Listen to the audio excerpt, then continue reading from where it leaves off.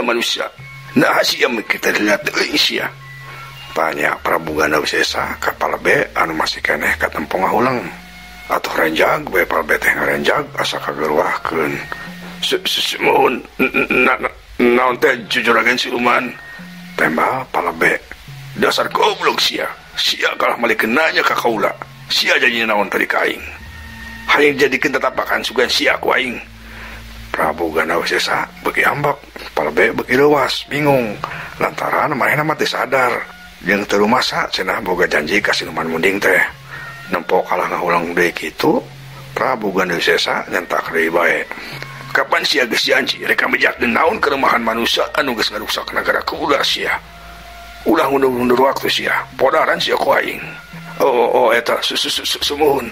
Ayeuna sim abdi tos terang naon kelemahan eta manusia anu tos ngarusak nagara Kanjeng Siluman. Cek Palebe tekebat ngomongna lantaran langsung dipotong deui ku Prabu Ganawisesa. Heueuh, lamun kitu geuwat ku sia sebutkeun.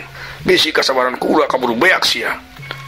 Sumuhun juragan Siluman sumuhun. Ieu ge bade disebatkeun ku sim abdi. Tapi da kaburu dipotong manten ku juragan Siluman. Heueuh atuh, geuwat bejakeun ku siana. Sumuhun. Kieu juragan Siluman. Eta manusia teh namina Haji Rodi. Manehna teh urang Cipulus, salembur sareng sim abdi. Cek Palebe ngomong nacan angges keneh lantaran dipotong deui bae ku Prabu Ganawisesa anu geus teu sabar pisan. Dasar goblok sia. Kula teu hayang nyaho saha ngaranna eta manusia atau urang mana. Teu perlu ku sia dibejakeun ka kula. Ayeuna mah montong loba catur. Kula ngan hayang nyaho naon kelemahan eta manusia. Cek Prabu Ganawisesa nyentak deui lantaran manehna ngarasa diulinkeun ku Palebe. Cih, kasabar heula atuh Kakang Prabu. Keun eta manusana sakaka cumarita heula. Ulah digigiras kitu ah. Kena malah hasilna moal leres Kakang Prabu. Permaisuri ngelingkeun ka Prabu Ganawisesa. Tuda Kakang asa diulinkeun rai. Kakang gergeteun jadina. Tembal Prabu Ganawisesa. Sumuhun kitu nama Kakang Prabu. Tapi pami disentakan kitu mah eta manusia bisa soak Kakang. Upami soak kena moal leres ngawartosan kelemahan manusia anu tos ngareksak negara urang teh. Ayeuna mah kumaha carana tiasa saina herang laukna beunang. Cek Permaisuri. Bener oge rai, hampura. Maklum atuh Kakang keur parusing kieu. Kakang teu bisa mikir panjang. Atuh sok ayeuna mah kurei bae tanyana.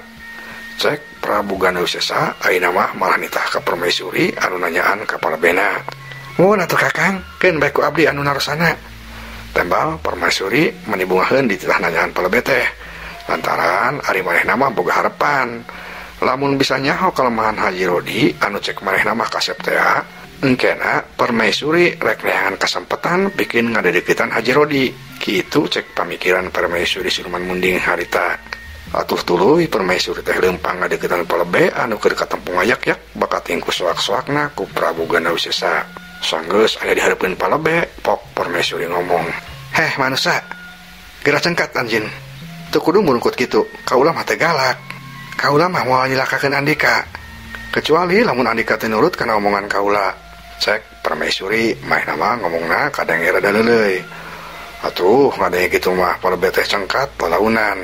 Tuluy nenggak nempo ka Permaisuri, breh katempo ku Palebe. Iya mah Siluman Munding teh geuning geulis cenah, tapi hanjakal dina huluna aya tandukan. Palebe ngagerentes. Geulis oge ieu mah geuning Siluman Munding teh. Sigana mah meureun Permaisuri ieu teh. Pamajikan raja. Hanjakal na huluna geuning aya tandukan. Tapi meureun mehna mah moal galak teuing ka aing teh, moal kos rajana. Gerentes Palebe bali mencrong terus kana beungeut Permaisuri. Ari Permaisurina ngarasa ditempokeun kitu teh. Anu tadina teu ambek oge jadi ambek. Palebe dianggap teu sopan. Dasar manusia kurang ajar sia. Teu sopan sia kala nempokeun beungeut kami. Cek Permaisuri bari teu sadar cilepet bae ku ambek-ambekna. Jadina kalepasan nampiling ka Palebe. Atuh ku Palebe teh menika rasa ngaburinya kubrag we ngagubrag. Ampun, tobat. Cek Palebe ngagoak. Lantaran karasa nyeri pisan ditampilin ku Permaisuri teh.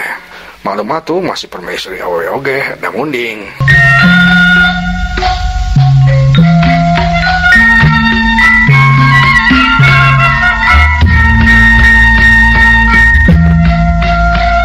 Di sajian pihak Prabu Gana Wisesa nempo permaisuri kalah namping palebe teh jadi heran. Nah geuning tampiling kitu lai, ceunah ulah digigiras. Atuh eta mah leuwih galak ti Kakang.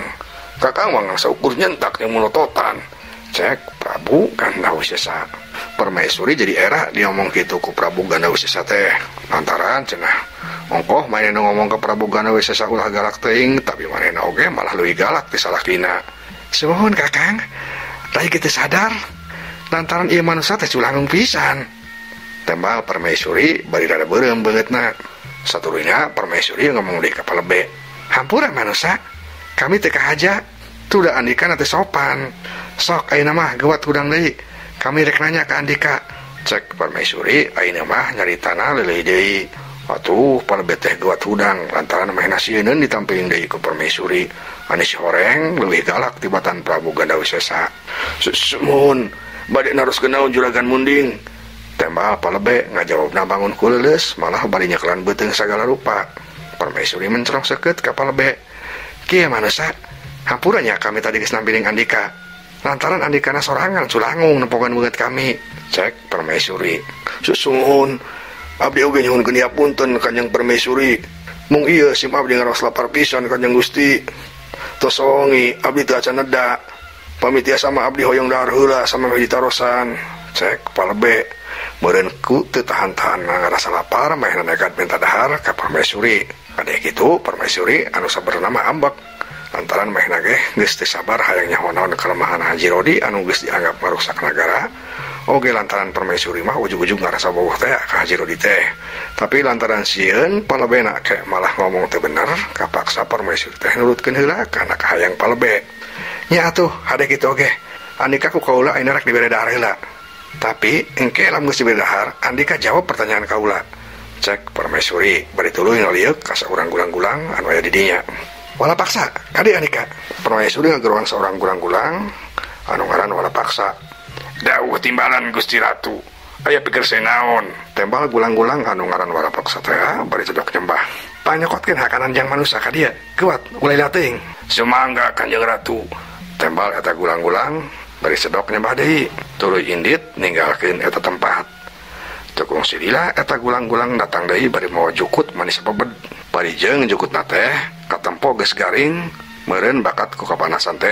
Sor eta jukut teh ditunda hareupeun palebe. Sumangga kaula nun Kanjeng Ratu, mung hapunten. Dahareuna teh aya deui.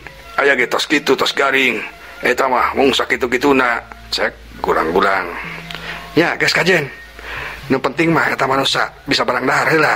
Tembal Permaisuri bari tuluy ngali ka palebe anu keur katempo tungkul lantaran sieun dicabok deui ku Permaisuri. Heh manusia, geuwat Andika dahar. Eta daharina geus disiapkeun. Geuwat dahar. Lantaran kami kaburu boga tanyakeun ka Andika. Cek Permaisuri. Atuh ngadenge geus aya dahareun mah palebe teh meuni bunga. Tuluy cengkat lalaunan. Lewak liuk neangan dahareun, tapi si horeng teh dahareun anu disebutkeun ku Permaisuri teh eueuh.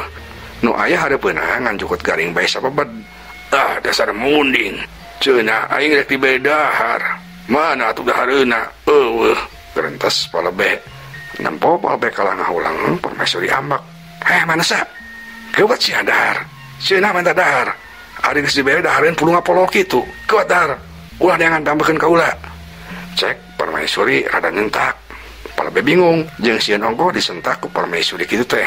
Sumuhun, tapi mana dahareun kanggo sim abdina? Da teu aya Gusti. Wade gitu Permaisuri jadi bener-bener ambek. Panyangkana palebe teh ngalelewe ka manehna. Atawa memang ngahaja ngulur-ngulur waktu supaya teu ngabejakeun kalemahan Haji Rodi. Haok Permaisuri nyentak. Ari Andika bilor sugan manusia. Eta hakaneun hareupeun Andika. Cek Permaisuri bari nunjuk kana jukut garing sababed anu aya di hareupeun palebe. Atuh palebe teh maniswak jeung kaget barang ngadenge Permaisuri nitah ngadahar jukut teh. Waduh dasar munding. Si horeng aing kala dititanggakan jukut. Gerentes palebe bari molongo. Jeh, Andika kalah molongo. Awas ya, ulah wani-wani gulimkeun kami sia. Rek dahar moal sia. Cek Permaisuri bari molotot. Palebe ruas. Sesungguhun kaulun Gusti Ratu. Mung sim abdi mah manusia, kadaharan abdi mah sanes nu kitu. Cek palebe bari ngageter soak. Permaisuri geus bener-bener ambek. Ah, dasar masuk orang ngajar nikah mah. Wani-wani siara kulinekeun kami. Cek permaisuri bari tuluy ngalieu ka wala paksa gulang-gulang anu tadi dicitah nyokot dahareun teh. Wala paksa. Paksa eta manusia ka dahar. Sok geuwat. Wowalkeun kana sungut tamuh naon. Cek permaisuri mere parentah ka wala paksa. Atuh gulang-gulang anu ngaran wala paksa teh langsung nyamperkeun. Semangga Kanjeng Ratu. Tembal wala paksa bari tuluy kot kana jukut. Tuluy eta jukut teh dipaksa diwawalkeun kana sungut palebe. Dasar manusia goblok sia. Ngagawekeun we sia ka aing, kewasihakan. Teu dihakan disiksa sia ku aing. Cek wala paksa bari maksa ngawalkeun jukut kana sungut palebe. Atuh palebe meuni ruas, sungutna langsung dibalemkeun lantaran embung atuh ari kudu ngadahar jukut mah. Ari wala paksana tangtung bae beuki ambek. Je sia kalah teu daek. Sok rek dahar moal sia. Cek wala paksa deui bari ayeuna mah nyenger irung palebe. Beureun supaya sungutna muka daek dahar kitu meureun cek pikir wala paksa teh. Katempo bae siga hiji kolot anu maksa anakna supaya nginum obat. Atuh ari cenger kitu mah sungut palebe ge akhirna mah muka oge. Ku wala paksa dipaksa diwalanan jukut. Palebe meuni burial bencelik. Mata palebe meuni molotot rek utah ge teu bisa. Geus teu kabayang wae kumaha kayaan palebe harita. Cag urang tunda heula.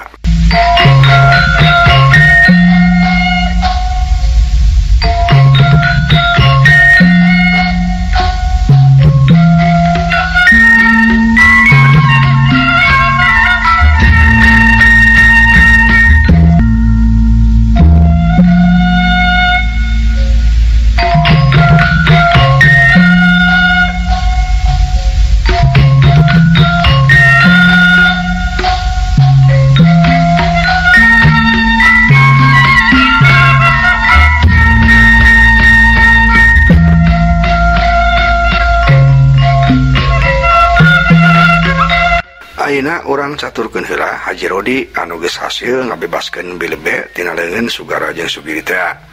Harita Haji Rodi tuluy leumpang buru-buru lantaran sieun teh kapanggih ku Silman Munding. Leumpangna bari memayang awak bilebe anu katempona siga nu kapiuhan. Padahal bilebe teh ngahaja pura-pura kapiuhan kitu. Da emang kahayangna bilebe mah kitu dipepayang ku Haji Rodi. Mun unggal poe aing dipayang ku Haji Rodi teh ngahaja-haja di alam manusia mah hese. Lah, mumpung aya keneh di alam Silman Munding, aing rek terus bae pura-pura leuleus ambil dipapayang bae ku Haji Rodi. Direntas bilebe, ari Pak Haji Rodina keur ngarasa bingung jeung kasiksa. Sakitu rarasaanna geus leumpang jauh, tapi can anjog-anjog keneh ka perbatasan alam siluman jeung alam manusia teh. Keur mah bari leumpang teh kudu memayang awak bilebe sagala anu tangtungna karasa berat. Beuh, di mana tuh perbatasan alam Silman Munding jeung alam manusia teh? Di belah kaler kidul kulon tawetan, tapi di dieu mah hese nangtukeun di mana kaler kidul teh lantaran eueuh panon poe geuning. Cek Haji Rodi ngomong sorangan bari jeung renghap lanjut lantaran karasa eungap teh. Maklum atuh leumpang nangincig bari jeung kudu mamayang bilebe anu tangtuna karasa berat. Lantaran eungap jeung karasa capek, Haji Rodi teh akhirna mangeureun heula di hiji tempat. Kaayaan eta tempat teh bat siga bae hiji padang pasir. Bruk-brak kali tu kadieu siga nu tungtungna. Haji Rodi ngarasa sangkeul, tuluy lalaunan ngecageun awak bilebe kana lemah. Hampura bilebe kuringna cangkeul.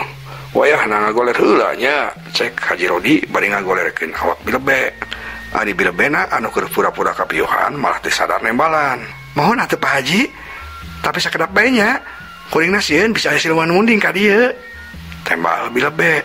Haji Rodi heran ngadenge bilebe nembalan, ret ngareret. Mencrong ka bilebe anu keur digolerkeun dina taneuh. Patempok ku Haji Rodi panan bilebe teh siga nu kekeureuceuman peureum hayam. Lah, geuning bilebe teh geus sadar. Hanas kuring berat pisan memayang bilebe atuh. Lain teh nyarita atuh bilebe. Ari geus sadar mah meureun ku kuring teh moal dipapayang kieu. Kuringna berat bilebe. Cek Haji Rodi. Bilebe leuwas ngadenge Haji Rodi ngomong kitu teh. Haduh, aing era euy kanyawan ku Haji Rodi pura-pura kapiuhan. Aduh, sungut aing teu da nu kitu nama. Makana malah sagala ka Haji Rodi. Ah, tapi da ayeuna bae kapalang, aing mah tetep lah pura-pura kapiuhan bae. Gerentas bilebe, lempo bilebe ayeuna mah cicing, Haji Rodi ngan sakur gogodeg. Be, aya bae tak kalakuan bilebe. Nah naonan atuh make pura-pura kapiuhan sagala. Gerentas Haji Rodi.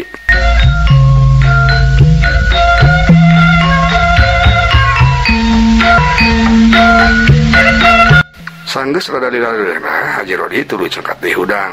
Pok ngomong ka Bilebe. Bilebe, ayo bisi kaburu aya siluman deui ka dieu. Ayo Bilebe. Urang ini teuy, cek Haji Rodi. Bilebe anu keur pura-pura kapiuhan tangtungna bae jadi keder. Rek nembalan era ku Haji Rodi lantaran pura-pura kapiuhan teh. Sadian teh eta hayang Bilebe mah memang main hayang di pepayang kos tadi. Aduh, kudu kumaha ieu aing? Rek nembalan aing era. Lantaran aing teh geus pura-pura kapiuhan. Keur malamun aing sadar mah moal heueuh di pepayang deui kos tadi. Kudu kumaha ieu aing ayeuna nya? Kerentas Bilebe. Nempo Bilebe cicing bae teh nembalan Haji Rodi jeung nangtung. Ye, ari Bilebe. Nyaho dina kaayaan darurat ki, make pura-pura kapiuhan sagala. Keun lah, rek pura-pura ditinggal geus sakalian ku aing. Kage hudang sorangan. Kerentas Haji Rodi. Tuluy ngomong deui ka Bilebe. Bilebe, beuh nya. Kuring rek ini teh heula ari kitu mah. Kuring mah sieun asing aya siluman munding. Lantaran urang teh masih kena aya di negara siluman munding, masih kena dina bahaya. Cek Haji Rodi, bari tuluy bae main nama leumpang ninggalkeun Bilebe. Bilebe maretet saeutik breh katampo ku manehna Haji Rodi geus leumpang rada jauh. Atuh Bilebe teh leuwas. Wah, geuning aing ditinggalkeun. Teung teuingeun eta Haji Rodi ka aing. Ieu aing kudu kumaha? Lamun aing langsung hudang, kaciri teuing aing pura-pura kapiuhan teh. Tapi lamun aing teh hudang aing sieun lamun cicing di dieu sorangan mah. Gerentas Bilebe bener-bener bingung lantaran kalakuana sorangan. Adi Haji Rodina leumpangna geus katampo beuki jauh. Red ka tukang si horeng Bilebe teh can nyusul keneh. Haji Rodi gogodeg deui bae. Heuruh eta Bilebe meuni keukeuh pura-pura kapiuhan teh. Tapi keun lah dangkena ge pasti nuturkeun. Gerentas Haji Rodi deui bari terus leumpang beuki lila beuki jauh ti tempat tadi. Hari nempo Haji Rodi geus jauh kitu mah Bilebe teh bener-bener soak. Antuk nama korejat beh hudang tuluy lumpat mudag ka Haji Rodi bari gogorokan. Haji, antosan kuring Pak Haji? Ieu kuring ulah ditinggalkeun. Cek Bilebe bari lumpat mudag Haji Rodi. Atuh ngadingan Bilebe gogorokan kitu mah Haji Rodi teh reg eureun tuluy katempo ngalieu ka tukang. Breh Bilebe teh kelumpat mudag ka manehna beuki lila katempo beuki deukeut. Haji Rodi gogodeg deui bae.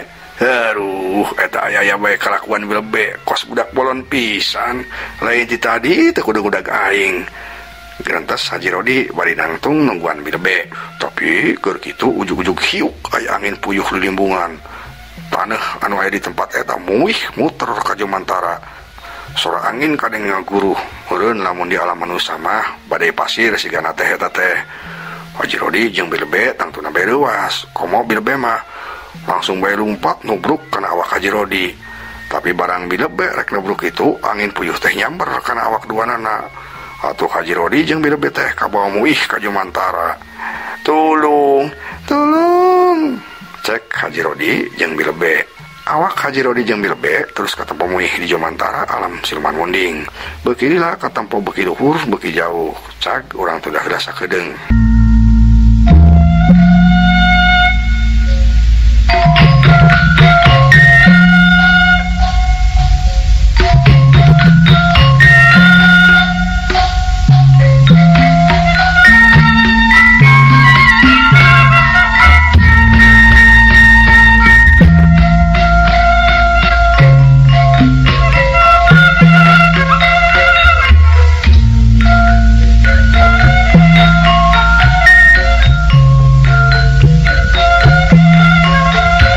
Ayeuna caturkeun heula kaayaan di alam manusia. Nyaeta di imah Aki Sahudi teh di lembur Cikole. Kaayaan harita geus beuki nyedak ka isuknakeun. Suara hayam anu kongkorongok geus mimiti kadenge hawar-hawar. Tua kampung lembur Cipulus, Siaat jeung tua kampung lembur Cikole katetna sejenna masih keneh ngariung di imah Aki Sahudi. Ari Aki Sahudina katempo keur diuk sila bari sidakep. Panonna katempo beureum, bibirna kunyem-kunyem. Si horeng teh Aki Sahudi keur mapatkeun jampe pamakena. Narawang kaayaan alam siluman munding ku panon batin Aki Sahudi katempoeun yen Haji Rodi geus hasil ngabebaskeun Bilebe teu deungeun siluman munding. Tapi harita nu katempo Aki Sahudi Haji Rodi keur pusing neangan nyang balik ka alam manusia. Geus hasil oge tah Haji Rodi ngabebaskeun Bilebe ngan sigana manehna lingdung teu nyaho jalan balik ka alam manusia.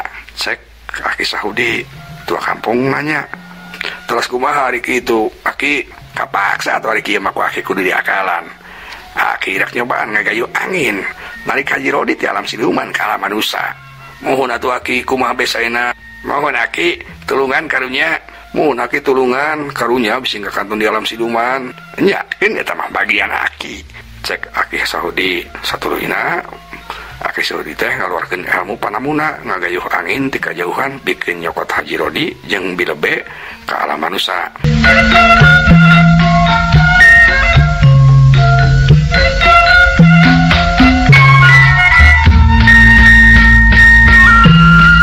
Si Horeng anu basa tadi ngadadak aya angin puyuh di alam siluman teh eta teh pagawean Aki Saudi anu ngahaja pikeun narik Haji Rodi jeung bilebe ti alam siluman munding. Harita Aki Saudi katompo keneh diuksila bari sidakep bibirna terus kunyem-kunyem awakna geter maklum keur ngaluarkeun tanaga batin teh anu rongkah malah beukilila katempo dina awak Haji Rodi ge kesang mani borbosan.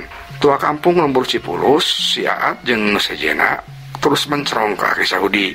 Kabehana ngarasa deg-degan, penasaran hayang nyaho naon anu bakal kejadian. Tapi saurang ge eueuh nu wani nyarita. Lantaran sieun ngaganggu ka Aki Saudi anu keur husu. Ngan keur kitu ujug-ujug aya cak-cak nu ragrag tina langit. Eta cak-cak teh ragrag kana awak si Aat. Tuluy ngarayap ka jero bajuna. Si Aat reuas teu sadar maena gorowok bale luncat. Aduh, tolong ieu aya naon ieu aya naon tolong, cek si Aat bari luncat ngobrok kana awak Aki Saudi. Atuh nu sejenna kabawa reuas kabehana jelung-jeleng ngaluncatan muruk ka Aki Saudi anu masih keneh keur husu mapatkeun ilmuna. Kadenge bragrug muni pacieeuh kabeh pating talubruk kana awak Aki Saudi. Atuh Aki Saudi teh mani ngajengkang bari gugulunuk. Aduh, ieu naon halik si halik. Ieu naon awak aing kadupak sia halik si halik. Cek Aki Saudi bari ngadorongkeun awak si Aat anu pangheulana nindihan manehna. Tapi lain ge si Aat buru-buru hudang, malahan maehna sorangan oge meniriweuh katindihan ku nu sejenna. Cak urang tuh deui.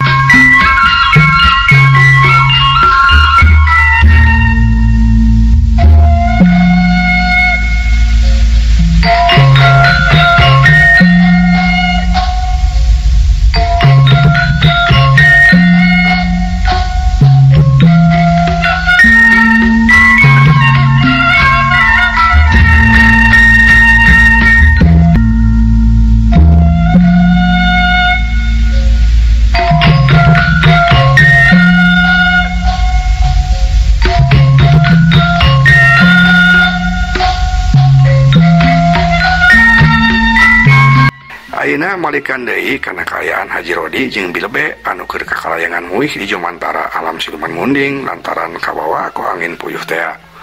Bareng jeung kaayaan Aki Saudi anu keur mapatkeun ilmuna teh kalah ngagubrag lantaran awakna katuburu ku si Aat jeung sejenna, angin puyuh anu mawa awak Haji Rodi jeung bilebe ge ngadedakeureun.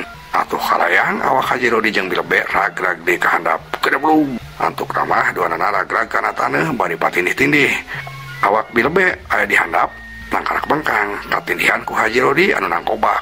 Aduh, tolong, cek bilebe lantaran awakna karasa berat jeung nyeri. Si Horeng ieu kajadian teh sawaktu jeung basa harita Prabu Ganda Wisesa nembongkeun kaayaan Haji Rodi jeung bilebe ka palebe ya jadi pantas lamun harita palebe teh langsung ngarasa timbul oge lantaran lamun ditempo sakilas mah Haji Rodi teh siga anu keur ngalakukeun naon. Tadilah Haji Rodi cengkat hudang, cangkengna karasa nyeri. Kitu deui bilebe, akhirna mah maena oge nguniang hudang. Hampura bilebe, kuring lain teu sopan, tapi teu kahaja. Cek Haji Rodi minta hampura ka bilebe. Ah, wios teh kana naon Pak Haji? Masih diaja oge, dasa wios. Tembal bilebe, bari rada era. Haji Rodi kaget, merencong ka bilebe, bari rada kerung. Bilebe beukira. Maksud teh, sawios da abdi nage teh kuna naon Pak Haji? Cek bilebe malikan di omonganna. Haji Rodi seuri tuluy maehna ngajak ini deui ka bilebe. Hayu cuang nengan di jalan balik ka alam manusia bilebe bisi kaburu aya siluman munding manten nyusul ka dieu. Cek Haji Rodi bilebe teu nembalan maehna ngan saukur unggek. Satuluyna Haji Rodi lempang deui ti hareup ninggalkeun eta tempat dituturkeun ku bilebe. Tapi kakarek ge sabaraha lengkah ujug-ujug kadenge aya sorangan minta tolong. Tulungan kuring Pak Haji, tulungan. Cek eta sora atuh renjag Haji Rodi jeung bilebe ngarenjag reuas. Malah bilebe mah saking kureuas-reuasna sampai luncat nanangkep kana awak Haji Rodi. Sora anu minta tulung kadenge deui. Tulungan kuring Pak Haji, tulungan. Haji Rodi jeung Bilbe beki ruas. Komo Bilbe mah beki pagebae nangkep kana awak Haji Rodi. Sedengkeun Haji Rodina can sadar kana hal eta. Lantaran maena oge keur gugup bari jeung sieun. Saha anu meta tulung ka urang nya Bilbe? Geuning asa apal sorana mah. Cek Haji Rodi. Deuk ka atuh Pak Haji. Da mohon asa teh bideg deui suantana mah geuning. Tulungan kuring Pak Haji, Bilbe tulungan. Sora anu minta tulung kadenge deui bae. Haji Rodi jeung Bilbe bagi ngarasa sieun, tapi ngarasa penasaran oge. Antuk nama duanana oge ngalieu kelalaunan ka palebah datangna sora. Ana breh si horeng Bah Jumanta anu awakna dientep jeung jalma-jalma sejen dijieun tatapakan cukang. Atuh Haji Rodi jeung Bilbe meuni olahok reuas. Ngan maksasna saep. Ieu dongeng karangan pribados Kang Abun Burhanuddin. Hapunten kakirangana mugia katampi kalian kabingahan. Assalamualaikum warahmatullahi wabarakatuh.